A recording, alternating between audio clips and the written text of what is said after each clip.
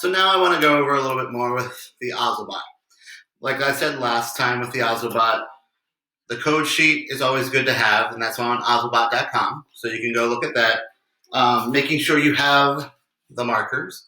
The markers are essential. So what I'm going to do is I'm just going to show you a little bit of what the Ozobot does when you start filling in like the different squares. So I'm going to look at this sheet here, and since I have a activity that, if you see, there's only 3 blocks that I can fill in, I'm only going to be able to choose codes on here that have 3 colors. So I'm going to look at this and I'm going to grab my markers and I'm going to go, what kind of code do I want to do? And so one of the things I can see is fast is just blue, black, blue. So if I want the Ozobot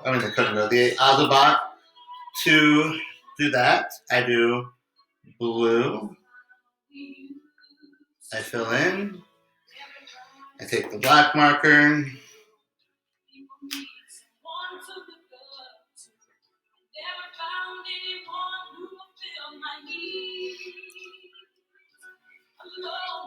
then my blue marker,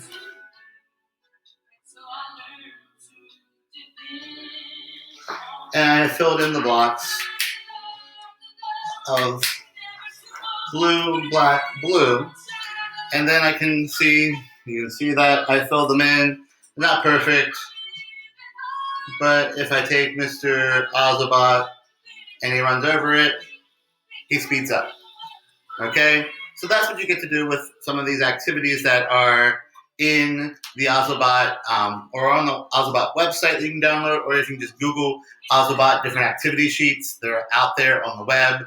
Using the markers, using these, you can get your clients or your children to code with the Ozobot pretty easily using this code list and looking at the sheet and coloring in a lot of these sheets that are already pre-made.